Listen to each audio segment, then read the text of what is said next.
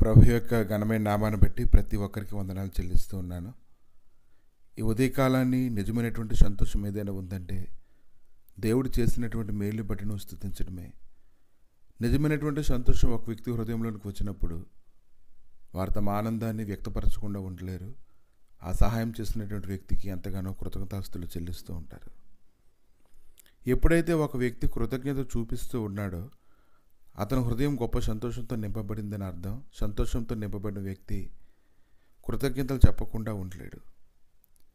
కానీ అంచె దినాల్లో ఏ ఒక్కరు కూడా దీనికి పెద్ద ప్రాధాన్యతనైతే ఇవ్వరు. ఎందుకంటే ఎవరి పనుల్లో వారు పరుగులెడుతూనే ఉన్నారు. దేని గురించి ఆలోచించేటువంటి ఆలోచనలు అయితే ఎవరికీ లేవు. కనుక ఇతరులు మనకు చేసినటువంటి వాటన్నిటిని బట్టి మనం కృతజ్ఞతలు తెలపడం అనేది అది గొప్ప విషయం. మనం అలా కృతజ్ఞతలు చెప్పడం ద్వారా మన యొక్క సంతోషం అధికమవుతుంది. ఇంకా అవతల వ్యక్తులను కూడా మనం దగ్గర కావడానికి అది దారితీస్తూ ఉంటుంది. కనుక నిజమైనటువంటి సంతోషం ఎప్పుడైనా ఉందంటే అది మనం తిరిగి వారికి కృతజ్ఞతలు చెల్లించడంలోనే గొప్ప సంతోషం ఉందని తెలుసుకోగలగాలి. కనుక ప్రతి ఒక్కరూ కూడా ఇతరులు తమకు చేసినటువంటి సహాయాన్ని జ్ఞాపకం చేసుకొని ఎంతగానో వారికి కృతజ్ఞతలు చెల్లించడం ద్వారా అది దేవునికి అంత ఇష్టమైనటువంటి పని అని ప్రభువు మాట్లాడుతూ ఉన్నారు. లూకా సువార్త 17వ అధ్యాయము 16వ వచనం నుంచి కొన్ని వచనాలు చూసినప్పుడు, గొప్ప శబ్దంతో దేవుని మహింపరచుచు తిరిగి వచ్చి ఆయన కృతజ్ఞతాస్తులు చెల్లించుచు ఆయన పాదం యొద్ద సాగిలపడిన వాడు సమరయుడు.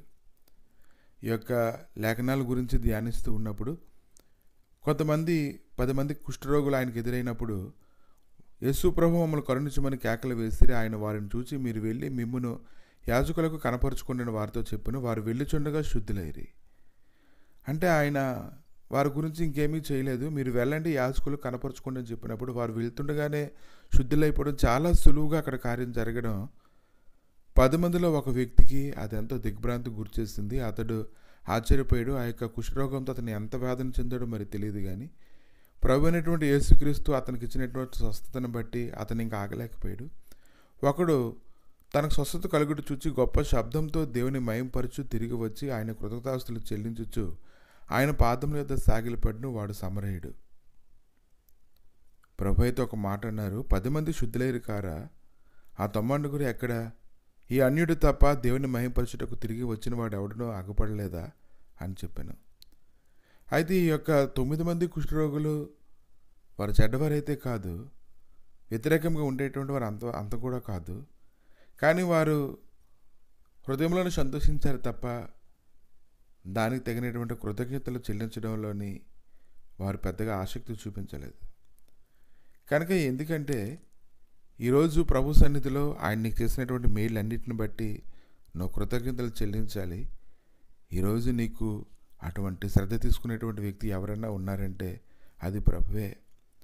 ఆయన ఏం చేస్తూ ఉన్నారు? చెడ్డవారి మీద మంచివారి మీద తన సూర్యుని ఉదయింపజేసి నీతిమంతుల మీద అనీతిమంతుల మీద కూడా వర్షం కురిపిస్తూ ఉన్నాడు. ఈ లోకంలో ప్రజలందరూ కూడా హడావుడిగా ఉంటూ ఉన్నారు. కానీ మనమైతే దేవుడు చేసినటువంటి వాటి మీద మన మనసు పెట్టుకొని ఆయన చేసిన ప్రతి చిన్నదానికి కూడా కృతజ్ఞతాస్తులు చెల్లించడం ద్వారా మనం ఇంకా అధికముగా దేవుడితో సన్నిహిత సంబంధాన్ని పెంచుకొని ఇంకా అధికమైనటువంటి మేలు మన జీవితంలో చూస్తాం. ఆయన చేసినటువంటి మేలు గురించి సాక్ష్యం ఇవ్వడం అనేది అది గొప్ప భాగ్యం. అది ఎవరి జీవితంలో అయితే ఉంటుందో వారు ఎప్పటికీ కూడా సమృద్ధి కలిగి ఉంటారు. దేవుడి కృపకి పాత్రులుగా ఎంచబడతారు.